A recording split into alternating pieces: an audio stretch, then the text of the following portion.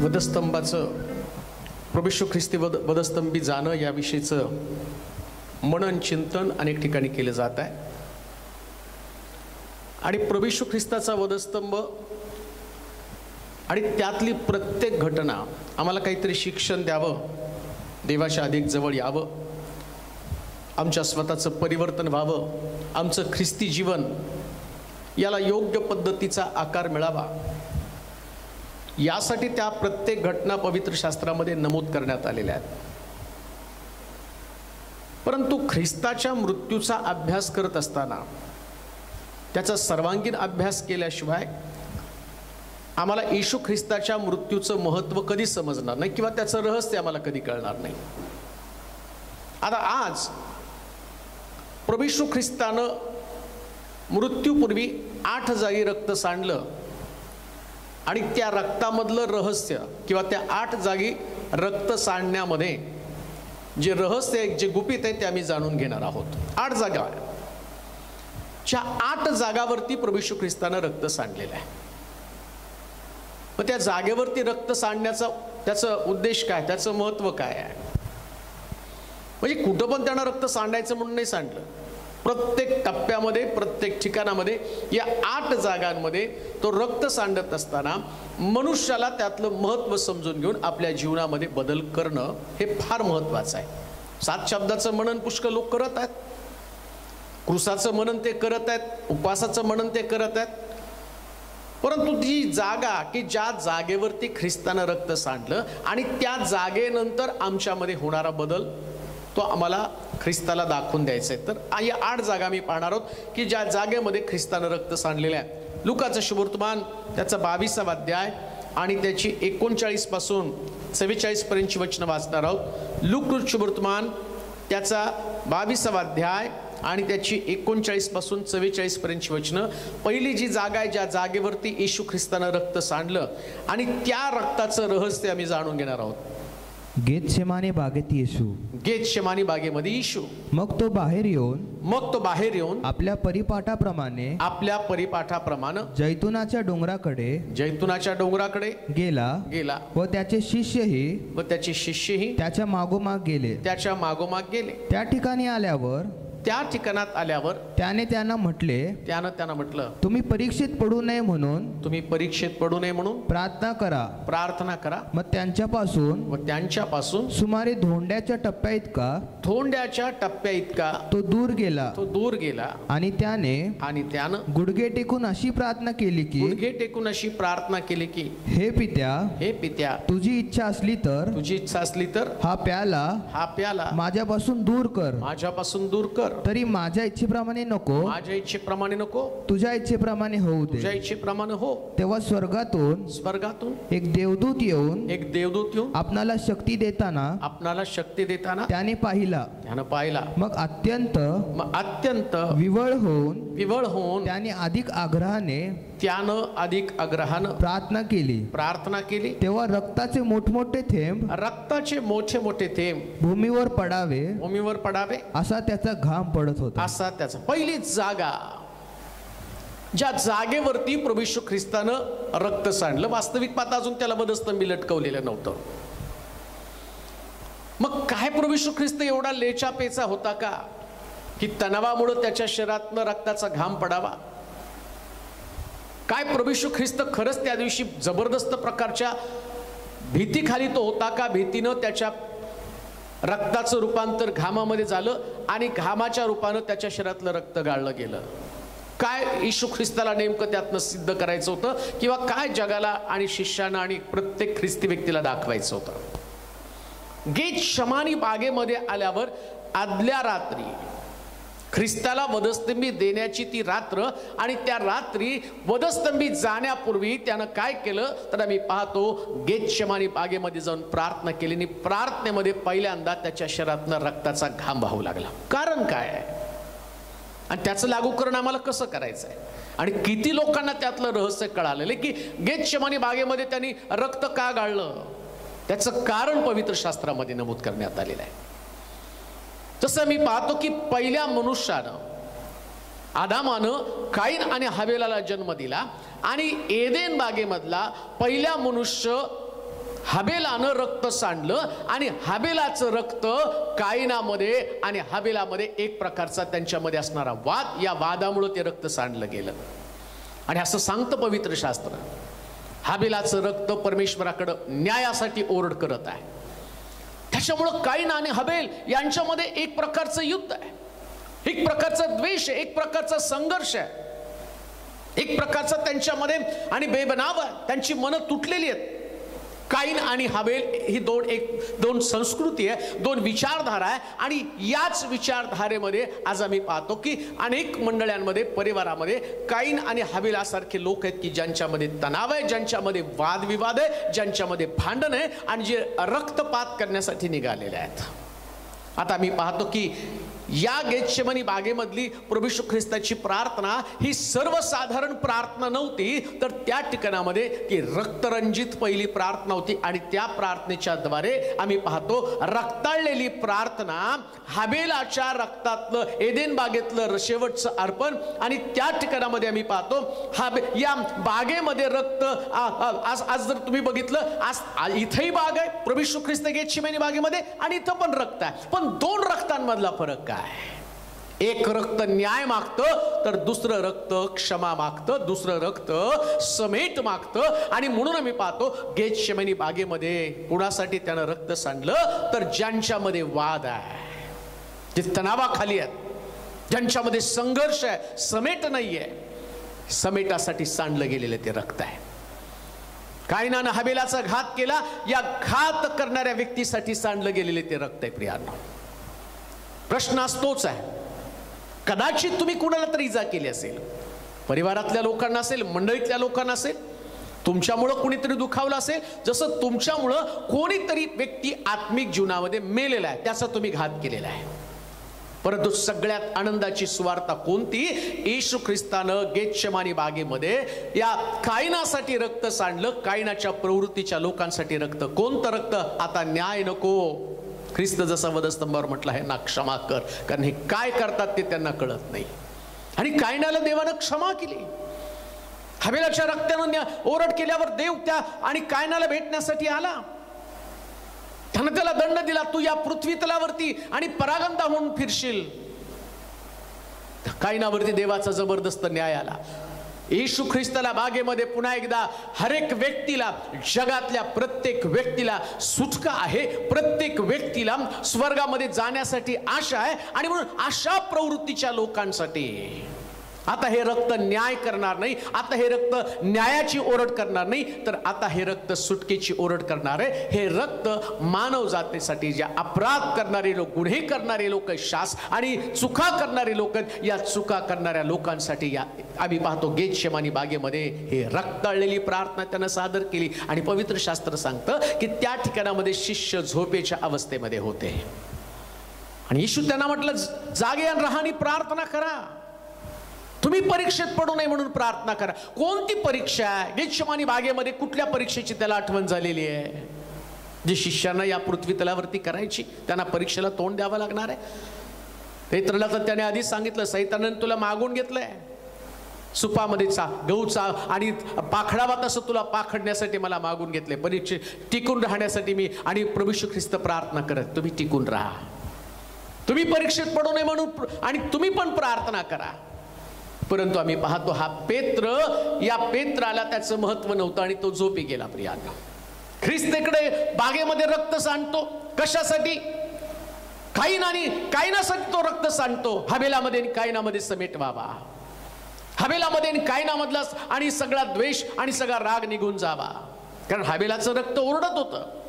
या रक्ताला शांत करण्यासाठी आणखीन एक रक्त तिथं सांडलं गेलं या बागेमध्ये. आणि त्या बागेतलं रक्त सांगतं काय सांगत आहे? हबेला, आता तुझ्या रक्ताची ओरड थांबव का? कारण मी कायनासाठी रक्त सांडलेलं आहे. देवाचे प्रिय लोको, जर प्रभू येशू ख्रिस्त बागेमध्ये रक्त सांडून, गेतशेमानी बागेमध्ये रक्त सांडून समेटाविषयी सांगत आहे, मग आमचा एकमेकाशी समेट आहे का? तुम्ही चर्चला जात आहात, गुड फ्रायडेचा संदेश अटेंड करत आहात, एखादा शब्द तुम्ही बोलत असाल, चांगली गोष्ट आहे. तुमच्या शब्दाला टाळ्या असतील, वाहवा असतील, तुमच्या शब्दाचं कौतुक केलं जाईल. पण गेतशेमानी बागेतल्या रक्ताचं काय? हे रक्त समेट मागत आहे, हे रक्त जागृत राहण्यासाठी सांगत आहे, परीक्षेमध्ये टिकून राहण्यासाठी तुम्हाला सांगत आहे. आणि जर आम्ही परीक्षेमध्ये टिकतच नाही, या परीक्षेमध्ये आम्ही प्रार्थनाच करत नाही, समेट करत नाही, क्षमा करत नाही, मग या बागेमध्ये सांडलेलं रक्त, गेतशेमानी बागेत सांडलेलं रक्त व्यर्थ गेलेलं आहे. कशासाठी रक्त सांडलं? समेट करण्यासाठी. कोणासाठी? कोणामध्ये समेट? भावाभावांमध्ये समेट.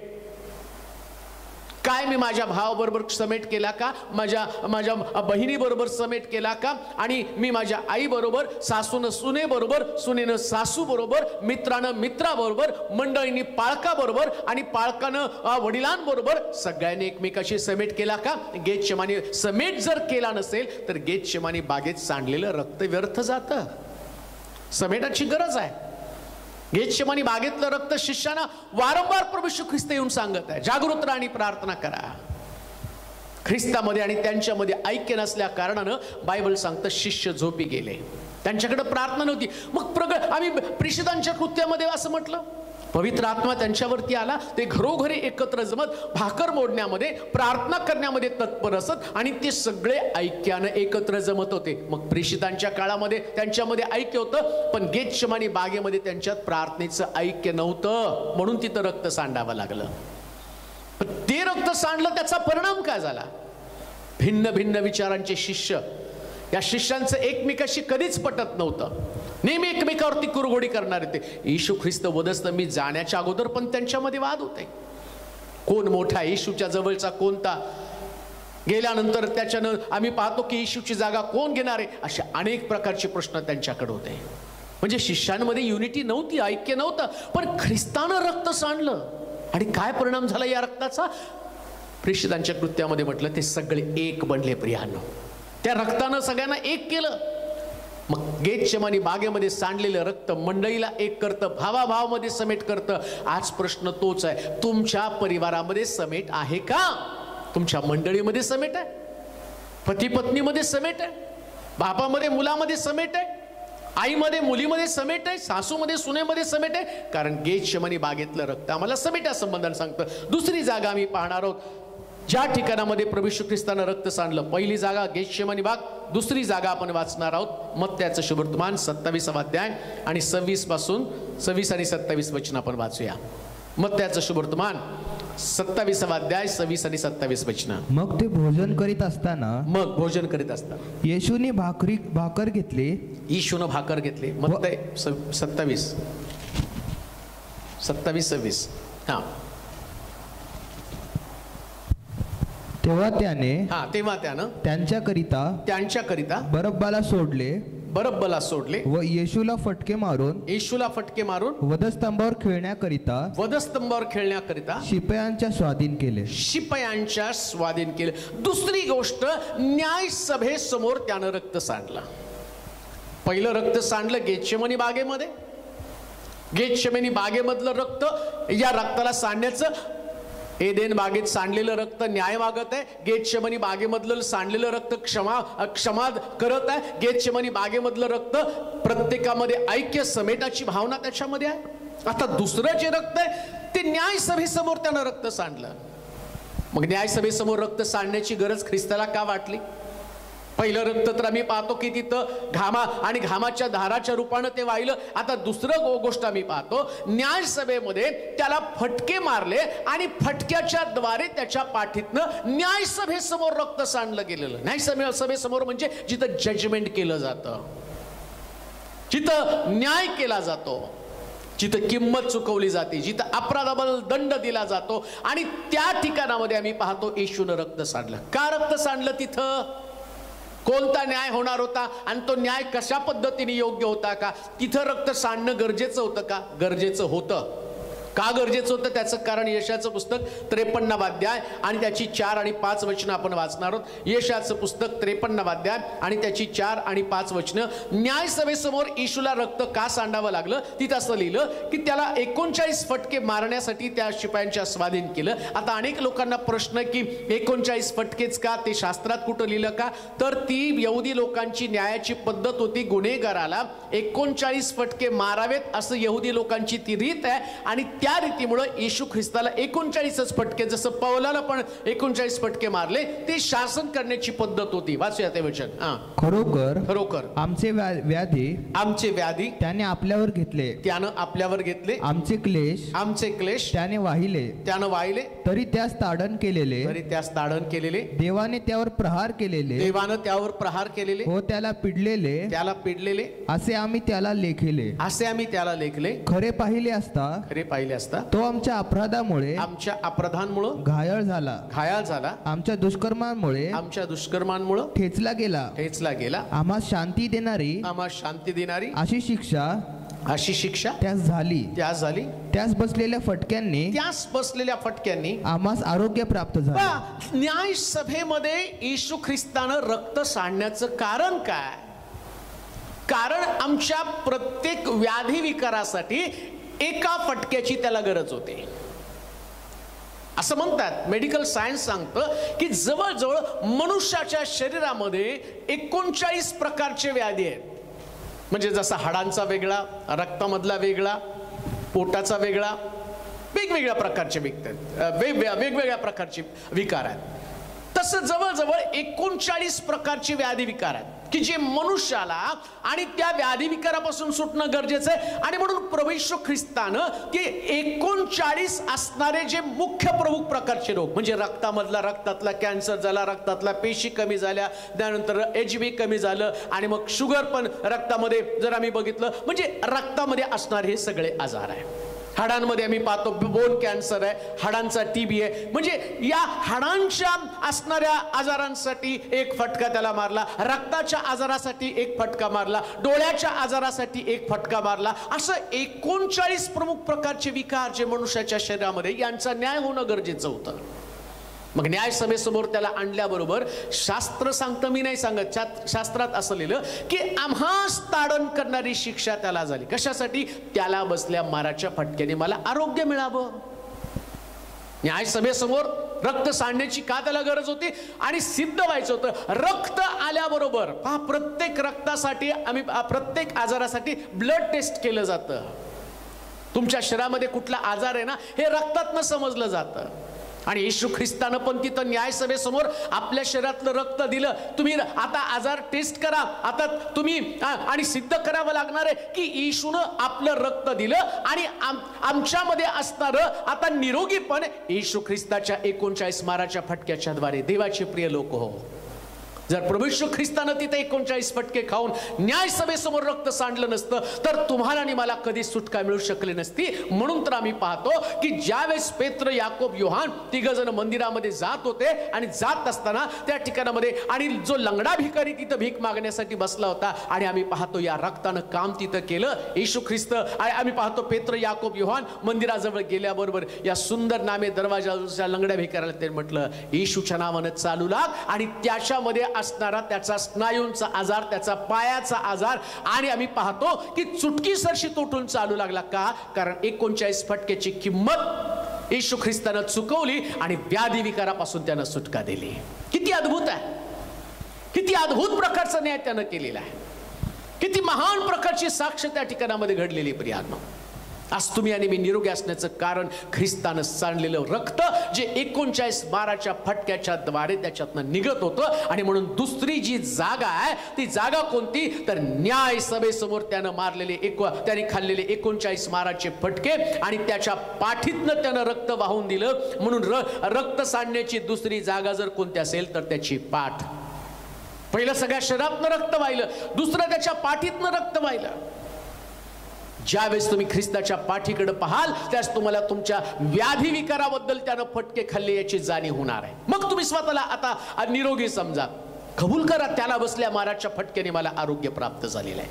म्हणून रक्तस्रावी स्त्री येशूच्या आणि जगाला स्पर्श करते आणि जगातली ताकद तिच्यामध्ये येते. आणि आम्ही पाहतो त्याच ठिकाणामध्ये ती बरी होती. का? कारण 39 फटके तो तिथं खाणार होता.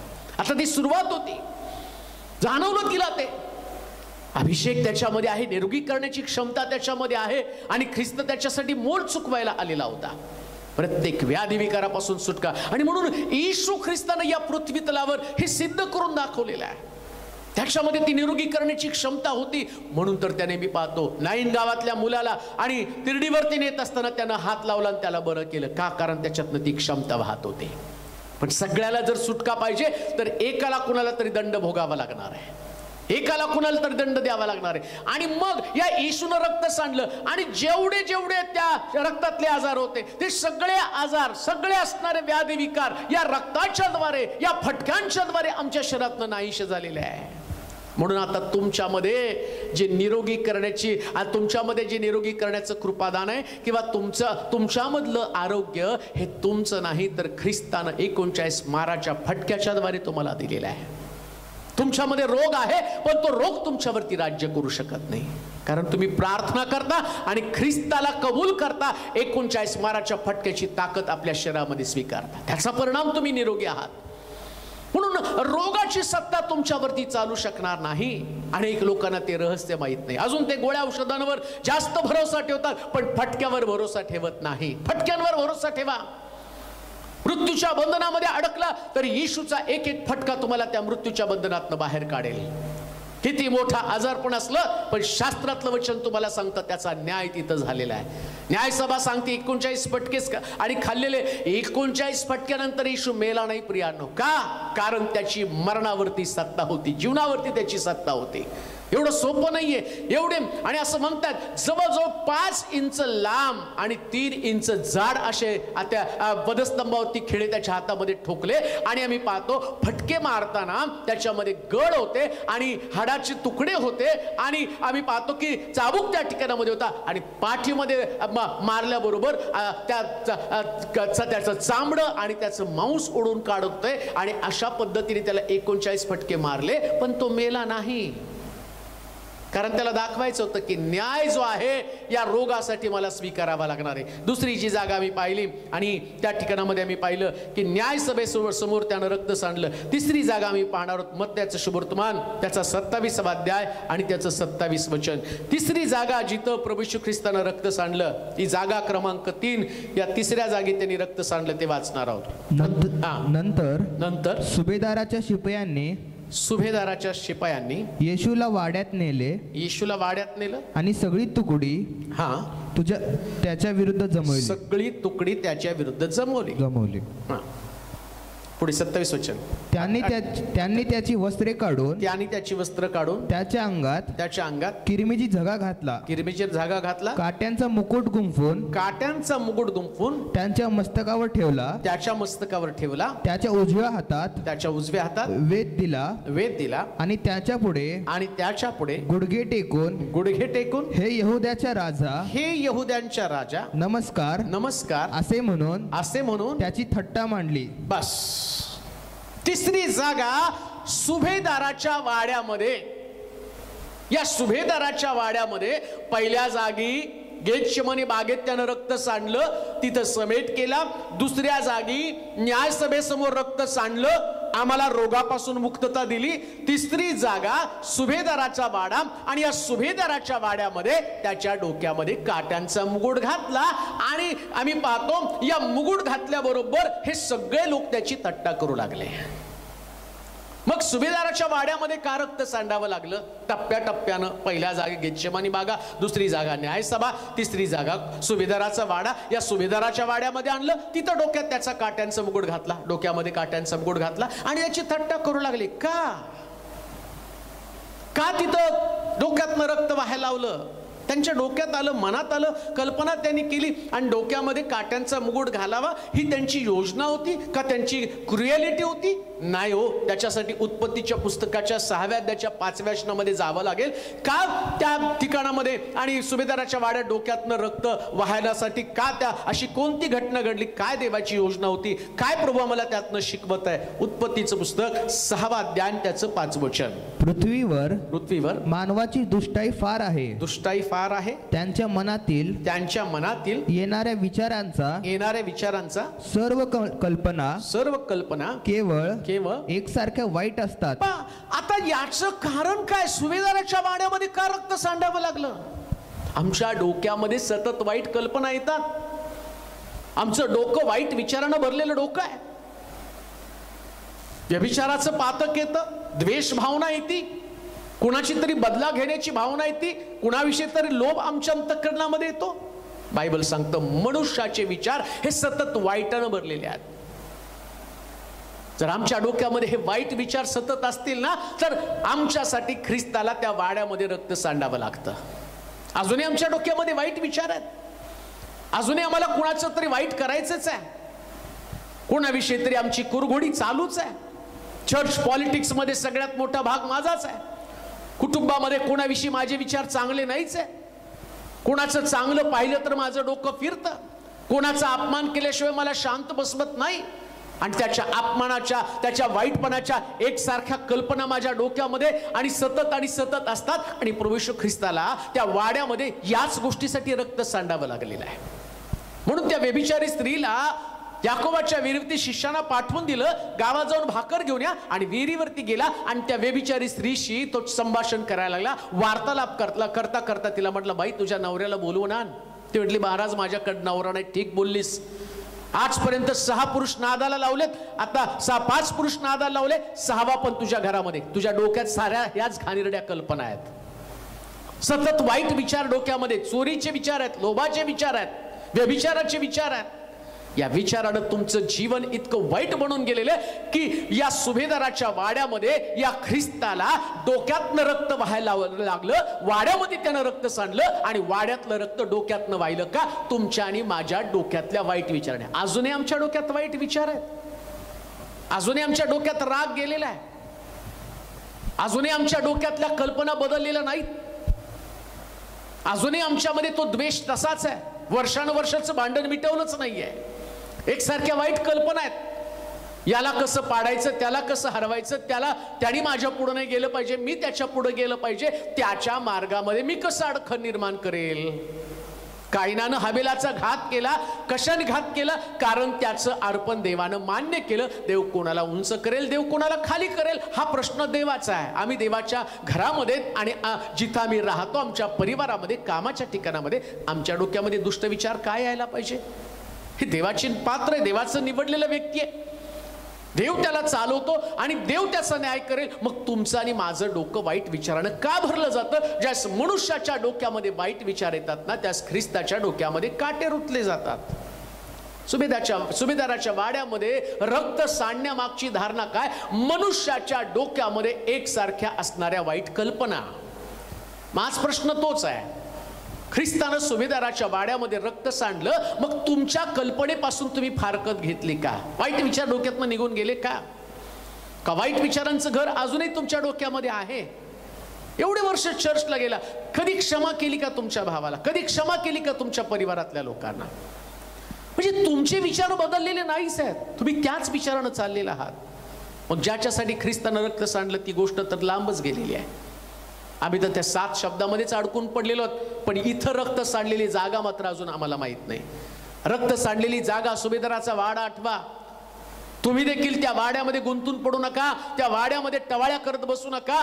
बायबल सांगतं की ख्रिस्तानं वाईट विचारांच्या लोकांसाठी आम्ही पाहतो की त्याच्या डोक्यात काट्यांचा बुड घातला. म्हणून सकाळच्या समयी, पहाटेच्या समयी व्यभिचार करणारी स्त्री आणि तिला पकडून आणल्याबरोबर आणि सगळे दगडमार करण्यासाठी हातामध्ये दगड घेऊन आले. पण येशूने तिला क्षमा करून म्हटलं, इथून पुढे पाप करू नको.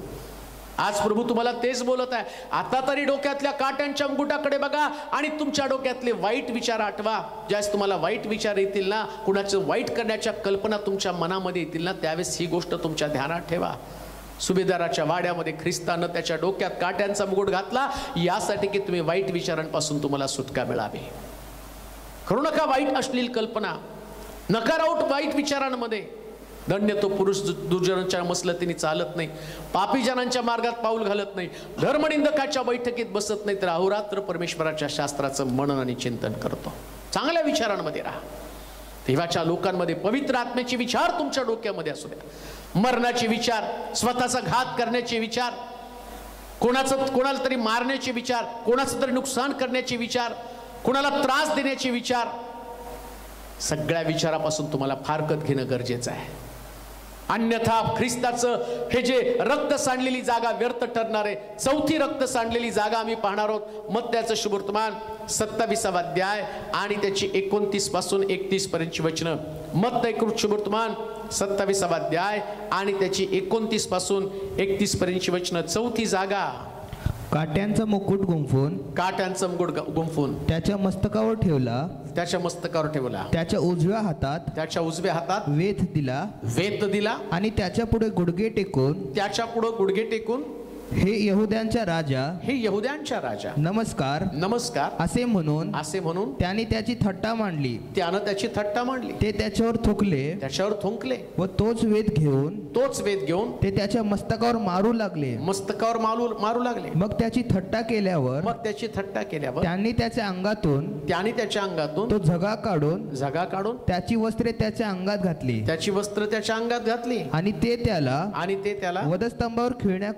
वधस्तंभावर खेळण्याकरिता घेऊन गेले. चौथी गोष्ट, या थट्टेखोर चौकटी समोर मत्ती शुभवर्तमान 27वा अध्याय 29 वाच बरं. 29 ते 31.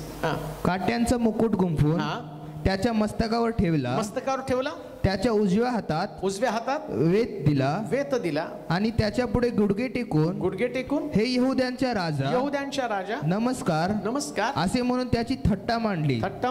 ते त्याच्यावर थुंकले व तोच वेध घेऊन ते त्याच्या मस्तकावर मारू लागले.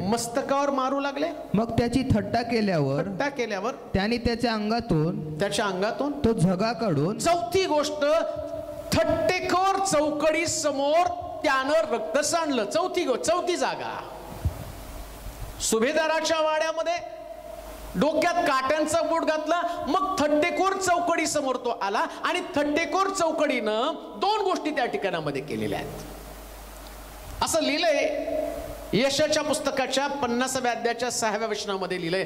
यशाच्या पुस्तकामध्ये, मला वाटतं वाचूया यशाचं पुस्तक आणि 50वा अध्याय आणि त्याचं 6 वचन. या थट्टेखोर चौकडीकडनं काय त्याचा छळ होणार होता आणि तिथं कसं रक्त सांडलं जाणार होतं. यशाचं पुस्तक 50वा अध्याय आणि त्याचं 6 वचन. मी मारणाऱ्यांपुढे आपली पाठ केली, केस उपटणाऱ्यांपुढे मी आपले गाल केले, उपमर्द व छितू यापासून मी आपलं तोंड चुकवलं नाही. आता या थट्टेखोर चौकडी समोर त्यानं आपले गाल केले आणि थट्टेखोर चौकडीनं त्याच्या दाढीचे केस उपटले.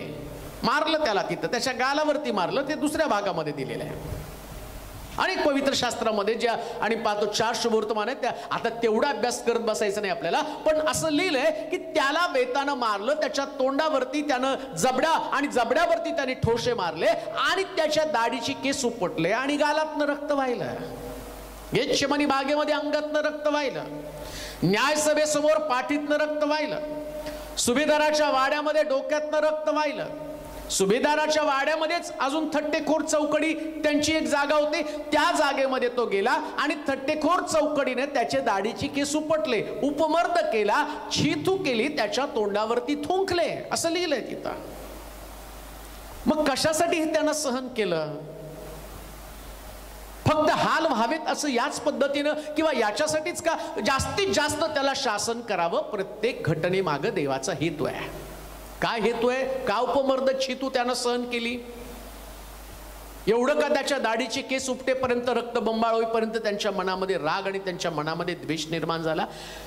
बायबल सांगतं यशाच्या पुस्तकामध्ये येशू ख्रिस्ताच्या मृत्यूच्या अगोदर, जसं जन्माच्या अगोदर 650 वर्ष भविष्यवाणी केली, तसं त्याच्या मृत्यू संबंधाची भविष्यवाणी पण 650-700 वर्ष अगोदर करून ठेवलेली होती. आणि काय त्याच्या मृत्यूची कल्पना देवानं करून ठेवली? देवाची योजना ही, देवाची कल्पना आहे. मग देव कल्पना करताना आपल्या मुलाला इतकं भयानक प्रकारच्या मृत्यूची कल्पना देव कशी करू शकेल? का देवाला वाटत नाही एकुलत्या एक पुत्राला अशा प्रकारचा दंड द्यावा? ठीक आहे, सगळ्या मानवजातीसाठी त्याला शासन भोगायचंय, सगळ्या मानवजातीसाठी त्याला दुःख भोगायचंय. मग देवाला असं का मनामध्ये आलं की याला शासन करावं? परंतु ज्या प्रभू येशू ख्रिस्त तिथं दुःख भोगत होता ना, ते दुःख भोगत असताना एक जागा जी आहे, जसं पाठीवरती 39 माराचे फटके मारताना देवाची योजना होती 39 प्रकारच्या प्रमुख रोगातनं मनुष्याला सुटका मिळावी, त्यास ती पाठ सगळी सोलून काढावी, म्हणजे 100% त्यातनं ते सगळं मांस हाड दिसेपर्यंत आम्ही पाहतो त्याची कातडी सोलून काढली. आता इथं सुद्धा मग जर फटक्यांच्या द्वारे आरोग्य मिळतं, तुम्ही कबूल करता त्याला बसल्या माराच्या फटक्याने मला आरोग्य प्राप्त होतं. आता दाढीचे केस उपटले, त्याच्या तोंडावरती थुंकलं तर त्याची पण प्रतिक्रिया नोंदवली गेली पाहिजे, त्याच्यातनं पण काहीतरी चांगलं आउटपुट निघलं पाहिजे, चांगल्या गोष्टी निष्पन्न व्हायला पाहिजे. जसं ख्रिस्त फटके खातो, त्याला बसल्या माराच्या फटक्याने मला आरोग्य मिळतं, तसं त्याचे दाढीचे केस उपटले, जसं त्याच्या तोंडावरती थुंकले तर त्याचा परिणाम माझ्या व्यक्तिगत जीवनावरती पण काहीतरी व्हायला पाहिजे ना. डोक्यात काट्यांचा मूठ घातला म्हणजे माझ्या डोक्यातले वाईट विचार निघून गेले पाहिजेत ना. मग त्यानं डोक्यात काट्यांचा मूठ घातला, फटके त्याला मिळाले, मुक्ती मला मिळाली. त्यानं डोक्यात काट्यांचा मूठ घातला, मग माझ्या डोक्यातले वाईट विचार निघून गेले पाहिजे. तसंच त्याला गालावरती ठोसा मारला ना, मग माझ्यातनं अजून काहीतरी बाहेर पडलं पाहिजे. 39 फटक्यानं सगळं आम्ही पाहतो की रोग निघून गेले. बागेमध्ये गेतशेमनी बागेमध्ये त्यानं रक्त सांडलं, विषसमेट केला. थट्टेखोरांसमोर मी गेलो आणि सुभेदाराच्या वाड्यामध्ये गेलो, डोक्यातले वाईट विचार निघून गेले. आता थट्टेखोर चौकडी समोर आल्यावर काय घडलं पाहिजे, काय निघून गेलं पाहिजे? इपिस्कराचं पत्र आणि त्याचा 4 अध्याय 29 वचन वाचा. काय निघून गेलं पाहिजे? इफिस 4:29. तुमच्या मुखातून कसलेच कुचके भाषण, कसलंच कुचकं भाषण न निघो, पण गरजेप्रमाणे उन्नती करता जे चांगले तेच मात्र निघो. त्याच्या गालावरती फटके मारले कशासाठी? कुचकं भाषण आमच्यातनं निघून जावं. कुचकं बोलणं, कोणाविषयी तरी कमेंट्स करणं, कोणाची तरी थट्टा करणं. थट्टेखोर लोकांनी त्याच्या गालात का मारलं? कारण आम्हाला तो थट्टेकर स्वभाव आहे ना, कुचकं नाचकं भाषण आहे आमच्याकडं. कसं समोरचा व्यक्ती माझ्यामध्ये दुखावला जाईल. काही लोकांना फार भूषण वाटतं, माझ्या समोर कोणीच उभं राहू शकत नाही कारण माझं बोलणं तितकं भयानक आहे. अरे तुझ्याच बोलण्यामुळं येशू ख्रिस्ताच्या तोंडावरती चापटे मारल्या, त्याला ठोशे मारले, त्याच्या दाढीचे केस उपटलेले आहेत. आता तुझं बोलणं चांगलं असू दे, कसं बोलणं असावं? तुमच्या मुखातून कसलेच कुचके भाषण, कसलंच कुचकं भाषण न निघो, पण गरजेप्रमाणे उन्नती करिता. कसलं भाषण? लोकांच्या गरजेप्रमाणे चांगलं बोलता यावं. मग त्याला फटके मिळाले, आरोग्य तुम्हाला मिळालं. आता त्याच्या तोंडात ठोसा मारला, तुमच्या तोंडातनं वाईट भाषण निघून गेलं पाहिजे, शिवीगाळ गेली पाहिजे. कलेसिकराचं पत्र 3 अध्याय 8व्या वचनामध्ये काय लिहिले? वाच बरं अजून. कलेसिकराचं पत्र 3 अध्याय 8 वचन. ठीक आहे, त्याच्या 4थी जागी म्हणजे त्या 4थ्या जागी त्याच्या तोंडातनं रक्त काढलं, गालावरती ठोसे मारले, दाढी उपटली. पण ती दाढी उपटण्यामागं, तोंडातनं रक्त येण्यामागं त्याची आमच्याकडनं काय अपेक्षा आहे? परंतु आता क्रोध, संताप, दुष्टपण, निंदा व मुखाने शिवीगाळ हे करणं सर्व आपणापासून दूर करा. कशाला त्याचं तोंड फोडलं? त्याचं कारण सांगितलेलं इथं. काय कारण आहे तिथं? मुखातनं निंदा, शिवीगाळ, क्रोध, संताप, दुष्टपणा, निंदा व मुखाने शिवीगाळ करणं ही सर्व आपणापासून दूर करा. देवानं तिथं काय योजना केली? याचं तोंड फोडावं, याच्या दाढीची केस उपटावे, त्याला मारल्यावर त्याचा जबडा तुटावा. शास्त्र सांगतं त्याचे हाल करण्यात यावे. मग त्याला तिथं मारत असताना त्याच्या तोंडाचा न्याय केला. आणि त्या न्यायाचं कारण काय? तुमच्या मुखातलं असणारं घाणेरडे शब्द, या मुखातनं निघणारं कुचकं नाचकं भाषण, ज्याचं आम्हाला कौतुक आहे, ज्याच्यानं कोणीतरी दुखावला जातो, ज्याच्यानं मंडळीमध्ये, ज्याच्यानं घरामध्ये वाद निर्माण होतात, ज्याच्यानं संघर्ष होतो प्रियांनो. मग तो नवरा असेल, बायको असेल, सासू असेल, सून असेल, मुलगा असेल, बाप असेल, मुलगी असेल, तुझ्या मुखातनं वाईट शब्द निघतात. त्याच्यामुळे त्याच्या मुखाचा न्याय केला आणि त्याच्या मुखाचा न्याय करताना त्याच्या तोंडातनं रक्त वाहिलं. आता तुमच्यातनं हे गेलं पाहिजे. हात जोडून विनंती करतो, नुसतं चर्चला जाऊन 7 शब्दाचं मनन करू नका. 7 शब्दाकडे जाण्याच्या अगोदर जागेकडे पहा, ज्या जागेतनं रक्त वाहिलं. ते का रक्त वाहिलं? ते माझ्यामुळं वाहिलं. माझ्या तोंडातनं हे निघणारं कुचकं नाचकं भाषण, माझ्या तोंडातनं निघणारी शिवीगाळ, कोणाचा तरी अपमान करणारं आणि शब्द, कोणाची तरी निंदा करणारे शब्द, यातून मला बाहेर पडलं पाहिजे. म्हणून 4थी जी जागा आहे, थट्टेखोर चौकडी समोर आम्ही पाहतो की त्याच्या मुखातनं रक्त काढलं गेलं. 5वी गोष्ट आपण वाचूया. लुकाचं शुभवर्तमान 23वा अध्याय 26 पासून 28 पर्यंतची वचनं. येशूला वधस्तंभावर खिळतात. 26 पासून 28 पर्यंत. पुढे ते त्याला घेऊन जात असता कोणी एक कुरणेकर शिमोन शेतावरून येत होता. त्याला त्यांनी धरून त्याच्यावर वधस्तंभ लादला आणि त्याला येशूच्या मागे तो वाहण्यास लावला. तेव्हा त्याच्या मागे लोकांचा व ऊर बडवून घेऊन त्यांच्यासाठी शोक करीत असलेल्या स्त्रियांचा मोठा समुदाय चालला होता. येशू त्यांच्याकडे वळून म्हणाला, अहो यरूशलेमेच्या कन्यांनो, माझ्यासाठी रडू नका, तर स्वतःसाठी व आपल्या मुलाबाळांसाठी रडा. 5वी गोष्ट, न्यायसभा ते कवटीची जागा. आता न्यायसभेत आम्ही पाहतो, न्यायसभेकडे आल्याबरोबर तिथं त्याला 39 माराचे फटके मारलेले आहेत. न्यायसभेपासून तो निघालेला आहे आणि कवटीच्या जागी जिथं गुलगुता टेकडी, या टेकडीवरती जाण्यासाठी त्याला वधस्तंभ व्हायला लावला. आता एवढ्या जखमा घेऊन ख्रिस्ताचा 150 किलोचा वधस्तंभ, आणि प्रभू येशू ख्रिस्ताचं वजन म्हणतात काहीतरी साधारणपणे 80-85 किलो वाहत असलेला वधस्तंभ, आणि त्या वधस्तंभाचं लांबी जर तुम्ही बघितली तर तो 15 फूट, आणि त्या वधस्तंभाचं वजन जवळजवळ 150 किलो. आणि एवढंच नव्हे तर ख्रिस्ताची जर उंची बघितली तर 6 फुटाच्या आसपास.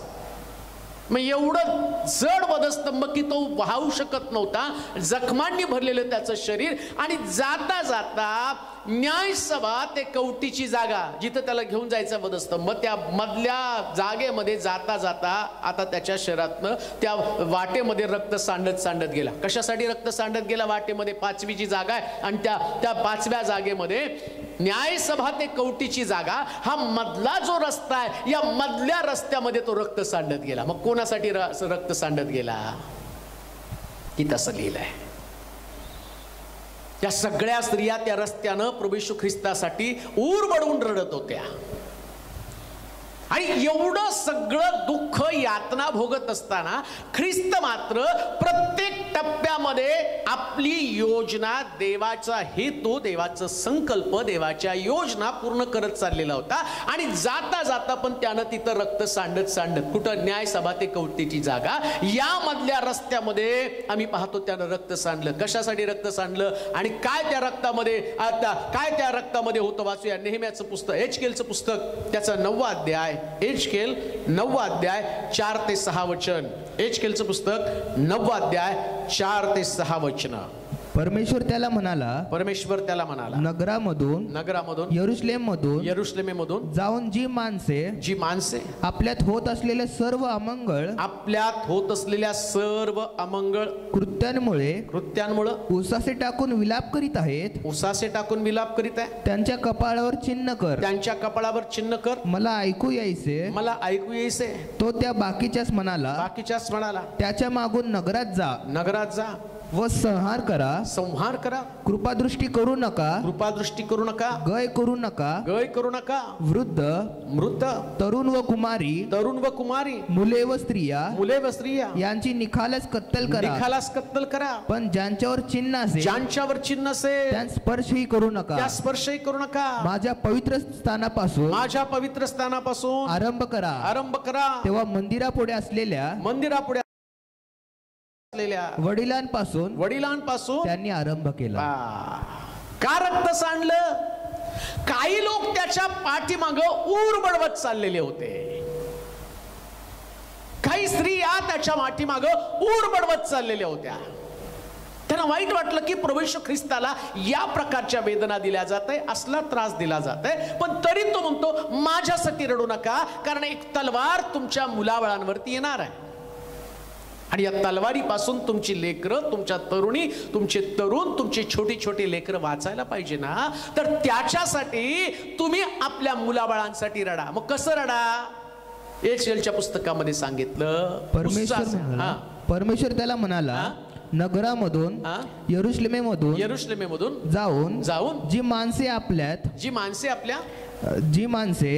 आपल्यात होत असलेल्या सर्व अमंगळ कृत्यांमुळे उसासे टाकून विलाप करीत आहे. त्यांच्या कपाळावर चिन्ह कर. त्यांच्या कपाळावर कशाला रक्त सांडत होतं? हे लोक त्याचे ते पश्चाताप करत होते, रडत होते, ओरडत होते. ख्रिस्तासाठी नाही रडायचं, ख्रिस्तासाठी नाही ओरडायचं, ख्रिस्तासाठी नाही उपवास करायचे, त्याच्यासाठी नाही दुःख सहन करायचं. आज अनेक लोक येशूसाठी आणि उपवास करत आहे, त्याच्यासाठी दुःख करत आहे. ख्रिस्तानं दुःख भोगलं म्हणून ते नाही का तो म्हणला माझ्यासाठी नका रडो, मला तुमच्या रडण्याची गरज नाही, तुमच्यासाठी रडा. हे तर मला करायचंच आहे, मला वधस्तंभी जायचंच आहे. आणि ज्या वधस्तंभ मला एक रात्र काढायची, मी 3 दिवस कबरेत राहील, मी पुन्हा उठणार आहे. तुम्हाला मात्र जर पाप करत तुम्ही इथं राहिला ना, तर त्या अधोलोकातनं, त्या असणाऱ्या नरकातनं तुम्हाला कोणी काढू शकणार नाही. तुमचा न्याय होणार आहे. माझा न्याय 1 रात्रीपुरती होईल, 1 रात्रनंतर माझा न्याय संपेल, माझं दुःख संपेल, मग मी कबरेत जाईल, 3 दिवस राहील, 3 दिवसांनी मी बाहेर येईल. पण तुम्हाला कबरेतनं कोण वाचवणार? तुम्हाला न्यायापासून कोण वाचवणार आहे? मग कोण वाचवतो तुम्हाला न्यायापासून? तुमचा पश्चाताप तुम्हाला वाचवतो. मग ख्रिस्तानं या गुलगुता टेकडी किंवा कवटीची जागा, ते न्याय सभा, या मधल्या रस्त्यामध्ये त्यानं रक्त सांडलं. कोणासाठी? जे लोक पश्चाताप करत आहेत, आपण केलेल्या चुकांबद्दल देवाकडे माफी मागत आहेत, जे आपल्या स्वभावाबद्दल देवाकडे रडत आहे, आतापर्यंत केलेले गुन्हे त्याच्याबद्दल देवाकडे खंत करत आहे, यांच्यासाठी त्यांनी रक्त सांडलं. कशाला? या तलवारीपासून त्यांचा बचाव व्हावा. आज पश्चाताप करणं तुम्हाला गरजेचं आहे. मग ते रक्त तुम्हाला वाचणं होणार आहे. सगळ्या जगाला नाही वाचवणार आहे. सगळे जे गुड फ्रायडेला चर्चला जातात आणि रडतात त्यांना नाही वाचवणार आहे. गुड फ्रायडेला जे गर्दी करतात, ईस्टरला जे गर्दी करतात त्यांना नाही वाचवणार आहे. पांढरे कपडे घालून जातील त्यांना नाही वाचवणार. कोणाला वाचवणार आहे? जे पश्चाताप करतात त्यांना वाचवणार आहे. विलाप करत आहे, उसासे टाकत आहे, वाईट वाटत आहे, खेद वाटत आहे, त्यांना चुकांबद्दल देवाकडे ते माफी मागत आहे, क्षमा मागत आहे, यांनाच ते रक्त वाचवणार आहे. यांच्यासाठी या मधल्या पट्ट्यामध्ये त्यानं रक्त सांडलेलं आहे. कान देऊ नाही का? अजूनही फिरण्याची आशा आहे, अजूनही देव तुमची वाट पाहत आहे. अजूनही चुका सोडा, अजूनही अपराध शोधा, अजूनही तुमच्या मुलांसाठी तुम्हाला रडावं लागणार आहे आणि तुमच्या लेकरांच्या कपाळावरती तुम्हाला चिन्ह करावं लागणार आहे. तुमच्या घरावरती, तुमच्या तरुण तरुणीवरती तुम्हाला चिन्ह करावे लागणार आहे. आमची लेकरं दारू पिऊन मरत आहेत, आमची लेकरं व्यसन करून मरत आहे, आमची लेकरं व्यभिचारामध्ये अडकलेली आहेत, आमच्या लेकरांना देवाचं मंदिर ठाऊक नाही. कितीतरी भयानक प्रकारच्या गोष्टी आहेत. इंटरनेटमध्ये अडकलेले आहेत, अश्लील गोष्टीमध्ये अडकलेले आहेत, त्यांना देवाचं भय राहिलेलं नाही. कल्पना तुम्ही करत नाही. हाबेलाचं रक्त जसं ओरडलं तसं ख्रिस्ताचं रक्त पण ओरडणार आहे, न्याय मागणार आहे. कोणाचा न्याय मागणार आहे? एवढं या लोकांसाठी करून सुद्धा हे लोक माझ्या रक्ताला ओलांडून तसंच चाललेले आहे. मग तो म्हणतो निखालासपणे कत्तल कर, कोणाची गय करू नकोस. आणि शास्त्र सांगतं चर्चमध्ये मंदिरात असणाऱ्या वडिलांपासून प्रत्येकाचा न्याय करा. सगळ्यांचा न्याय होणार आहे. बाळकाचा न्याय होणार आहे, वडिलांचा न्याय होणार आहे, तुमचा न्याय होणार आहे, माझा न्याय होणार आहे, सुवार्तिकाचा न्याय होणार आहे, सगळ्यांचा न्याय होणार आहे. पण जे पश्चाताप करतात मात्र त्यांना हे रक्त वाचवणार आहे. म्हणून मधल्या जागेमध्ये त्याने रक्त सांडलं. 6वी जागा आम्ही वाचणार आहोत, योहानाचं शुभवर्तमान आणि त्याचा 19वा अध्याय 17 आणि 18 वचन.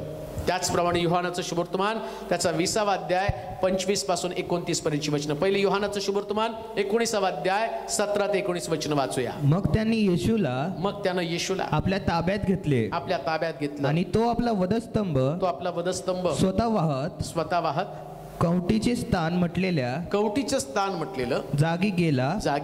त्या जागेला इब्री भाषेत गुलगुता म्हणतात. तेथे त्यांनी त्याला त्याच्याबरोबर दुसऱ्या दोघांना एकाला एका बाजूस व दुसऱ्याला दुसऱ्या बाजूस आणि येशूला मध्ये असे वधस्तंभावर खेळले. पिलाताने पाटी लिहून वधस्तंभावर लावली. तिच्यावर यहुद्यांचा राजा नासोरी येशू असे लिहिले होते. त्यानंतर येशू ख्रिस्ताला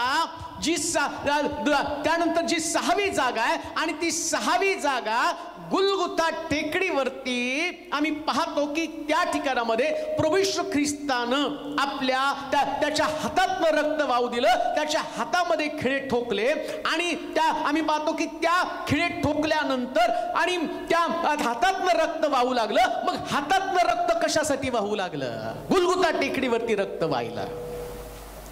गुलगुता टेकडीवरती 6वी जागा आहे आणि ती हातातनं रक्त वाहण्यासाठी त्याने आपले हात देऊन टाकले.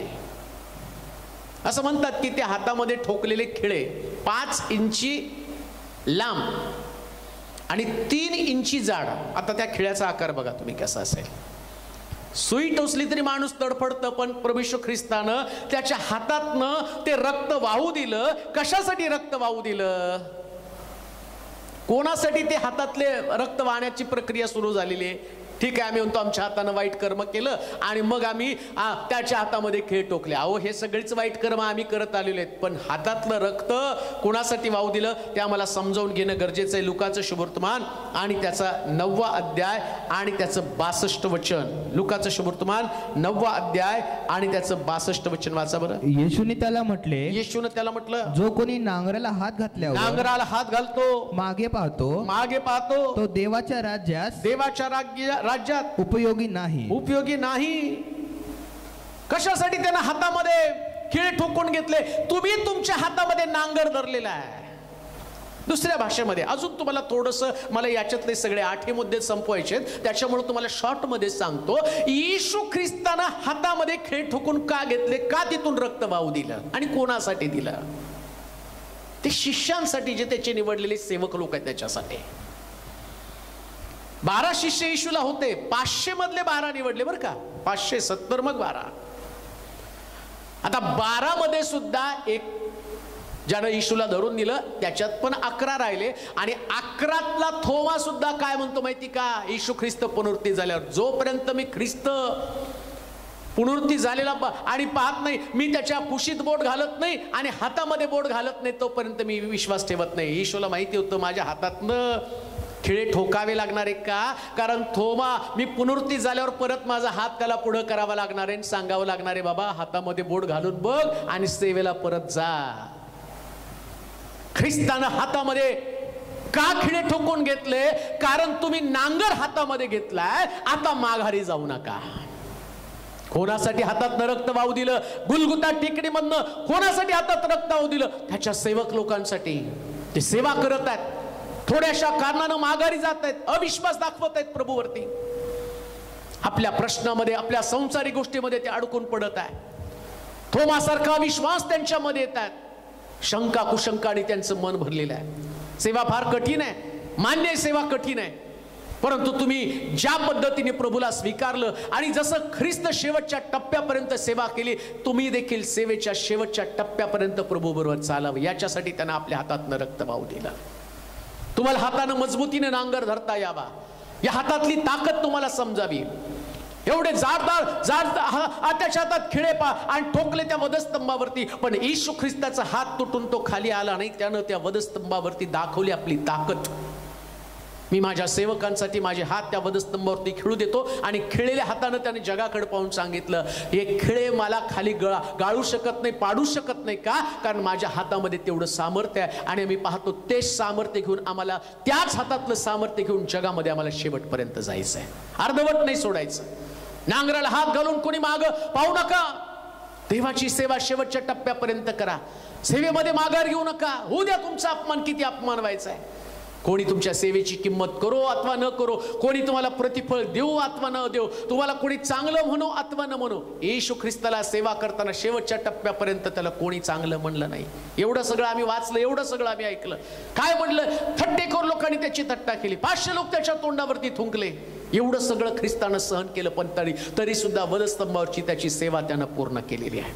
अजून एक वचन वाचूया, योहानाचं शुभवर्तमान 20वा अध्याय त्याचं 20ं वचन.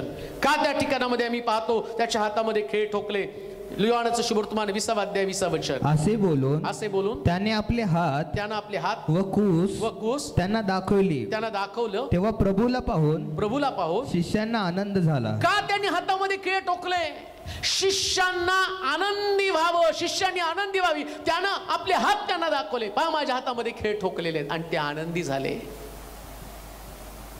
ज्या शिष्य म्हणून आम्ही येशूकडे पाहतो ना, त्यास तो आपले हात पुढे करतो आणि तो सांगतो की माझ्या हातामध्ये अजून एक क्रूसाचे वण आहेत, खिळ्याचे वण आहेत. तुमचे हात तर त्याच्यामध्ये नाही आहेत ते वण. का? कारण तुमच्यासाठी किंमत मी चुकवलेली आहे. आणि शिष्याने त्या हाताकडे पाहिल्याबरोबर ते आनंदित झाले. सेवक लोकांनो, सेवा करताना तुम्ही तुमच्या दुःखाकडे पाहाल त्यास तुम्ही निराश व्हाल, पण सेवा करताना ज्यावेळेस क्रूसावरकडे पाहाल आणि क्रूसावरचे हात पाहाल तर तुम्ही आनंदित व्हाल. तुमच्यासाठी ते रक्त सांडलं. हातामधनं रक्त, या गुलगुता टेकडीवर हातातनं रक्त का त्यानं सांडलं? कारण बायबल सांगतं की शिष्यांना आनंदित करावं. त्यानं आपल्या हातात खिळे ठोकून यासाठी घेतले की तुम्ही आनंदित व्हावं. त्यानंतर 7वी जागा आपण वाचूया. 7वी जागा त्याच वचनामध्ये वाचूया. योहानाचं शुभवर्तमान त्याचा 19वा अध्याय 17 आणि 18 वचन. मग त्यांनी येशूला आपल्या ताब्यात घेतले आणि तो आपला वधस्तंभ स्वतः वाहत कवटीचे स्थान म्हटलेल्या जागी गेला. त्या जागेला इब्री भाषेत गुलगुता म्हणतात. तेथे त्यांनी त्याला व त्याच्याबरोबर दुसऱ्या दोघांना एकाला एका बाजूस व दुसऱ्याला दुसऱ्या बाजूस आणि येशूला मध्ये असे वधस्तंभावर खिळलं. पिलाताने पाटी लिहून वधस्तंभावर लादली. तिच्यावर यहूद्यांचा राजा नासोरी येशू असे लिहिले होते. 7वी जागा, 6व्या जागेमध्ये त्याचे हात वधस्तंभावर खिळले आणि आम्ही पाहतो तिथून रक्त वाहिलं हातामधनं. आणि ते गुलगुता टेकडीवरती जिथं शिष्य थांबलेले आहेत पाहत आहे आणि त्यांनी पाहिलं त्याच्या हातामध्ये खिळे ठोकले. कशासाठी? तर शिष्य आनंदित व्हावे. आणि 7वी जी त्याची जागा त्या गुलगुता टेकडीवरतीच आम्ही पाहतो की त्याच्या पायामध्ये खिळे ठोकले आणि आम्ही तिथं पाहतो की ख्रिस्ताच्या पायातनं रक्त वाहिलं. 7वी जागा गुलगुता टेकडीवरती, 7व्या जागेवरती त्यानं रक्त सांडलं. काय रक्त सांडण्यामागचा उद्देश होता? हातामध्ये रक्त सांडण्याचा उद्देश होता की त्यानं आमचा आनंद परिपूर्ण करावा. आम्ही नांगर हातामध्ये घेऊन निघालो, ते मागं पाहुणे सेवेमध्ये आम्ही मागं पाहुणे. मग 7व्या ठिकाणात रक्त त्यानं सांडण्यामागचं त्याचा उद्देश कोणता होता? नीतिसूत्राचं पुस्तक त्याचा 1ला अध्याय आणि त्याचं 16 वचन वाचूया. नीतिसूत्राचं 1ला अध्याय आणि त्याचं 16 वचन. कारण त्यांचे पाय दुष्कर्म करण्यास धावतात आणि रक्तपात करण्यास त्वरा करीतात. का त्यानं पायातनं रक्त वाहू दिलं? गुलगुता टेकडीवरती 2 ठिकाणात रक्त वाहिलं. एक तर पायातनं रक्त वाहिलं आणि हातातनं रक्त वाहिलं. मग हातातलं रक्त आणि पायातलं रक्त हे शिष्यांसाठीच वाहू दिलं बरं का. कारण आम्ही पाहतो वधस्तंभाच्या चरणाजवळ 5 लोक होते, त्याच्यामध्ये एक योहान होता. आता योहानासाठी आणि या 5 लोक येशूचे शिष्यगण किंवा मरिया पण त्यांच्यामध्ये, हे 5 जण तिथं थांबलेले. हे सगळे बाकीचे 10 पळून गेले बरं का. 10 पळून गेले म्हणून आम्ही पाहतो त्याला त्या पळणाऱ्या पायांसाठी एक योहान तिथं राहिला. पण हे पळून जाणारे पाय, कुठं? दुष्कर्म करायला पळून जाणारे पाय. कोणतं दुष्कर्म केलं हो ते तुम्हाला 8व्या गोष्टीमध्ये समजेल. पेत्र कामदारांमध्ये जाऊन बसला आणि त्यानं येशूला शिव्या दिल्या. त्यानं येशूला नाकारलं. मासे धरायला परत गेला. त्यांचे पाय रक्तपात करण्यासाठी गेले. पेत्रानं याजकाच्या चाकराचा कान कापला. रक्तपात करण्यासाठी गेलेला आहे. आता तुमचे पाय इकडं तिकडं पळू नये, वाईट मार्गाला जाऊ नये, याच्यासाठी आम्ही पाहतो की ख्रिस्ताच्या पायातनं शुद्धीकरणासाठी तुमचे मार्ग शुद्धीकरण व्हावं, परत तुम्ही माघारी फिरावं. आणि केलं तसं. हा पेत्र येशूला 3दा नाकारतो ना, तरी सुद्धा येशू त्याला म्हणतो, पेत्रा तू माझ्यावर प्रीती करशील काय? पुनरुत्थान झाल्यावर त्याला विचारलं, होय प्रभू, माझी मेंढरं चार. पेत्रा तू माझ्यावर प्रीती करतोस काय? होय प्रभू, माझी कोकरं चार. पेत्रा तू माझ्यावर प्रीती करतोस काय? होय प्रभू, माझी मेंढरं पाळ. पेत्रा तू माझ्यावर प्रीती करतोस काय? प्रभू तुलाच ठाऊक, असं म्हटला. आणि तिथून पुढे जो सेवेला पेत्र निघाला तो पेत्र मरेपर्यंत कधी सुद्धा त्यानं माघार घेतली नाही. का? त्यानं त्याच्या पायाचं शुद्धीकरण केलं. ख्रिस्ताच्या पायातनं रक्त वाहिलं आणि त्यांचे पाय मिनिस्ट्रीमध्ये मजबूत रवले गेले, त्यांचे पाय सिद्धांतामध्ये मजबूत रवले गेले. ज्यास ख्रिस्ताच्या पायातलं रक्त तुम्ही पाहता त्यास तुम्ही तुमच्या मंडळीमध्ये मजबूतीने राहता, तुमच्या सेवेमध्ये मजबूतीमध्ये राहता, तुमच्या व्यवसायामध्ये तुम्ही मजबूत टिकून राहता. आत्महत्येचे विचार करत नाही, नकारात्मक विचार करत नाही, माघारी जाण्याचे विचार करत नाही, दुष्कर्माचे विचार करत नाही. अजून एक वचन वाचा, 6वा अध्याय 18 वचन, नीतिसूत्र 6वा अध्याय 18 वचन, नीतिसूत्राचं पुस्तक 6वा अध्याय 18 वचन. दुष्ट योजना करणारे अंतकरण दुष्कर्म करण्यास त्वरेने धावणारे पाय लबाड बोलणारा खोटा साक्षी. आता हे पाय जे ना वाईट कर्म करायला सारखे पळत राहतात, सारखं कुणाचं तरी वाईट करण्यासाठी पळत राहतात, सारखं वाईट विचार डोक्यामध्ये राहतात आणि त्याच्यासाठी पाय पळत राहतात. देवाचे प्रिय लोक हो, सेवकगण हो, कितीही मोठं मोह आला आणि किती मोठं पाप तुमच्यावरती राज्य करत असलं ना, ते पाप तुम्हाला एका मोहामध्ये अडकवत असलं तरी सुद्धा ख्रिस्ताच्या पायाकडे जर तुम्ही पाहिलं तर तिकडं तुम्ही पळणार नाही. योसेफ तरुण असताना सुद्धा दलिलेच्या घरातनं, योसेफ तरुण असताना सुद्धा पोटिफराच्या पत्नीच्या घरातनं पळून गेला. तो नाही तिथं पाप करण्यासाठी थांबला. आणि आज आम्ही पाप पाहिल्यावर तिथून पळतो का? त्याच्यामध्ये ते पाप करण्यासाठी पळत आहोत. मग ख्रिस्ताच्या पायाचं काय झालेलं आहे? वाईट कर्म करण्यासाठी तुमचे पाय लटपटत नाही, तर तुम्ही ते पाप करण्यासाठी तुमचे पाय धावतायत. मग ख्रिस्ताचे पाय जिथून रक्त वाहिलं गुलगुता टेकडीवरती, गुलगुता टेकडी म्हणजे कवटीची जागा. आणि कवटी कुणाची माहिती का? ती कवटी आदामाच्या कवटीचा आकार, ते असं म्हणतात ते आदामाची कवटी आहे. म्हणजे तिथं येऊन तो पुन्हा त्या आदामाच्या पायाची आठवण करून देतो की त्यानं देवाची योजना मोडली, देवाची आज्ञा मोडली आणि त्यानं फळ खाल्लं. आणि नेमकं त्याच कवटीच्या जागेवरती म्हणजे आदामाच्या कवटीवरती येशूच्या पायातलं रक्त सांडलं. का? तर आदामाला आठवण करून देण्यासाठी. आता तर पाय परत चुकीच्या मार्गामध्ये जाऊ दे नको. पहिला आदाम देवाची आज्ञा त्यानं मोडली आणि दुसरा आदाम त्याच कवटीच्या जागेवरती आपल्या पायातनं रक्त वाहू देतो आणि सांगतो आता पुन्हा माझे लोक पाप देवाची आज्ञा मोडण्यासाठी नव्हे तर देवाच्या आज्ञेचं पालन करण्यासाठी धावतील. हे रहस्य आहे 7व्या जागेमधलं. 8वी जागा आम्ही पाहणार आहोत, योहानाचं शुभवर्तमान आणि त्याचा 20वा अध्याय आणि त्यांचं 25 वचन. 8वी जागा महत्वाची आणि शेवटची जागा जिथं रक्त वाहिलं आणि ती जागा योहानाचं शुभवर्तमान 20वा अध्याय 25 वचन. म्हणून दुसऱ्या शिष्यांनी त्याला सांगितले आम्ही प्रभूला पाहिले. सॉरी, योहानाचं शुभवर्तमान 19वा अध्याय 34 वचन. योहानाचं शुभवर्तमान 19वा अध्याय 34 वचन. तरी शिपायातील एकाने त्याच्या कुशीत भाला भुसकला आणि लागलेच रक्त व पाणी बाहेर निघाले. आता 8वी जी जागा आहे, पहिल्या जागेत घामाच्या रूपानं शरीरातनं रक्त वाहिलं, दुसऱ्या जागेमध्ये पाठीवरती 39 फटके मारले त्याच्यातनं रक्त वाहिलं, सुभेदाराच्या वाड्यामध्ये डोक्यातनं रक्त वाहिलं, थट्टेखोर चौकटीमध्ये गालातनं रक्त वाहिलं, न्यायसभेसमोर कवटीच्या जागेमध्ये वाटेमध्ये त्यांनी त्याच्या अंगातनं रक्त वाहिलं. त्यानंतर आम्ही पाहतो की 6व्या जागेमध्ये हातातनं रक्त वाहिलं, 7व्या जागेमधनं आम्ही पाहतो की त्याच्या पायातनं रक्त वाहिलं. आता 8वी जागा त्याच्या कुशीतनं रक्त वाहिलं. कशासाठी कुशीतनं रक्त वाहिलं? का कुशीमध्ये भाला भोसकला? त्याचं कारण उत्पत्तीच्या पुस्तकामध्ये फक्त तुम्ही वाचा, त्याच्यामध्ये 2रा अध्याय 21 पासून 23 पर्यंतच्या वचनामध्ये आम्ही पाहतो. जस आदाम एकटा आहे असं देवानं पाहिलं ना, नीट ऐका बरं का, समजेल म्हणजे माझी जबाबदारी, माझी रिस्पॉन्सिबिलिटी काय आहे. आदामाला देवानं एकटेपणात त्याचा पाहिला आणि शास्त्र सांगतं देवानं आदामाला गाढ निद्रा आणली आणि त्याची फासळी काढली आणि स्त्री जन्माला आणली आणि ती स्त्री तयार केली आणि आदामाच्या जवळ दिली. आणि आदामाच्या जवळ दिल्यावर आदाम खुश झाला. का? तर त्याची स्त्री, त्याची पत्नी त्याला मिळाली.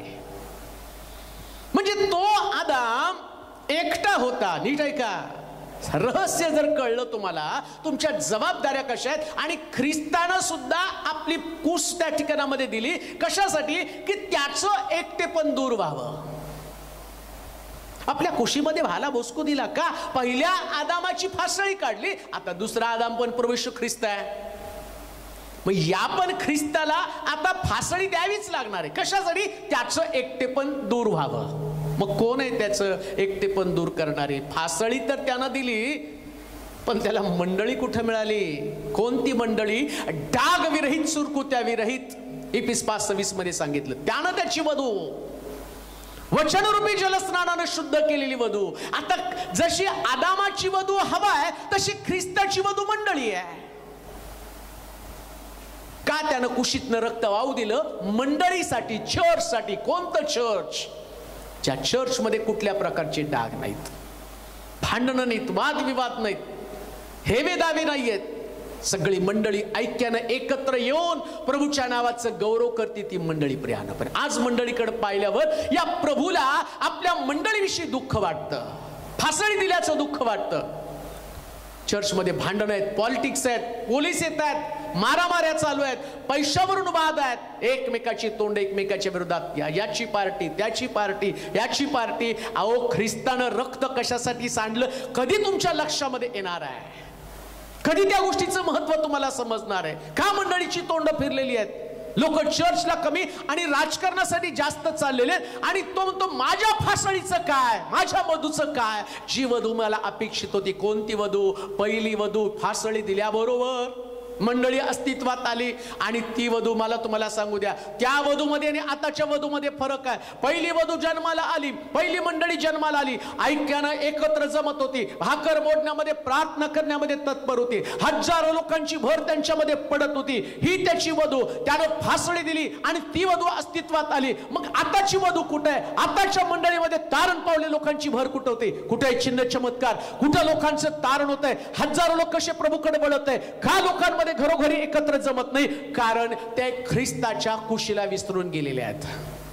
दुसरं कारण वाचणार आहोत, योहानाचं शुभवर्तमान आणि त्याचा दुसरा अध्याय, 20वा अध्याय 25 वचन. का त्यानं कुशीमध्ये भाला भुसकून तिथनं रक्त वाहू दिलं? कोणासाठी? योहानाचं शुभवर्तमान 20वा अध्याय 25 वचन. म्हणून दुसऱ्या शिष्यांनी त्याला सांगितले, त्याला सांगितले म्हणजे थोमाला, आम्ही प्रभूला पाहिलं.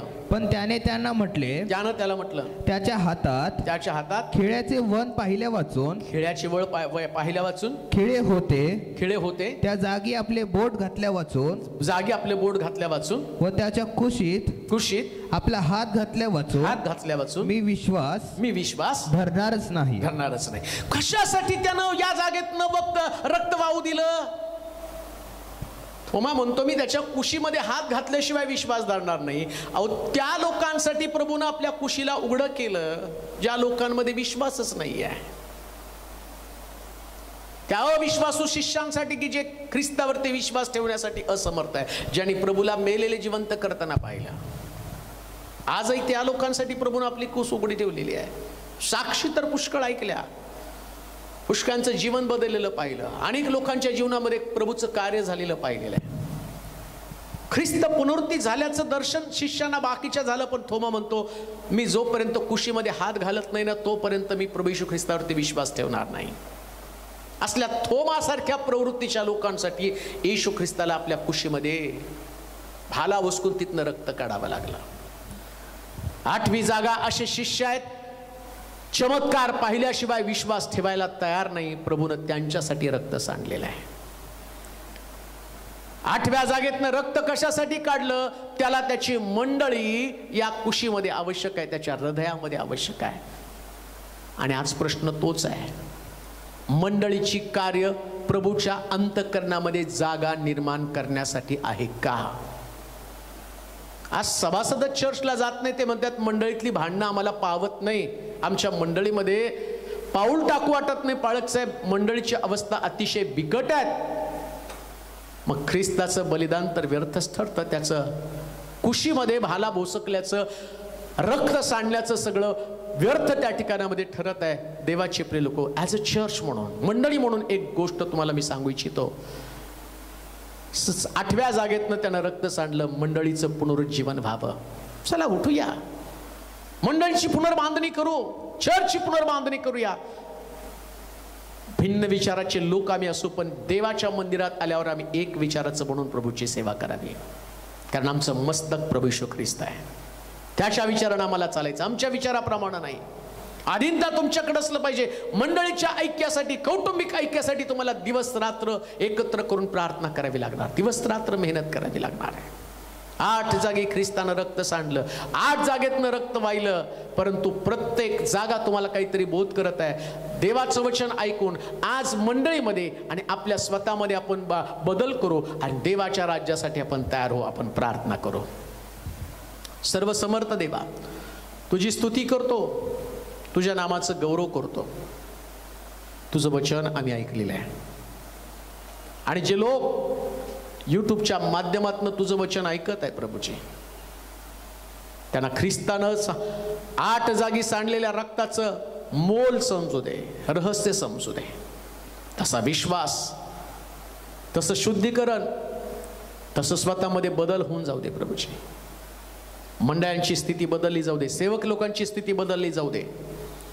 जे कोणी आज तुझं वचन ऐकतील अशा प्रत्येकाचे कान म्हणून जाऊ दे. त्यांच्यातले दोष, त्यांच्यातल्या उणिवा, त्यांच्यातली सेवा याविषयीचे सगळे चुकीच्या गोष्टी त्यांच्यातनं निघून जाऊ दे.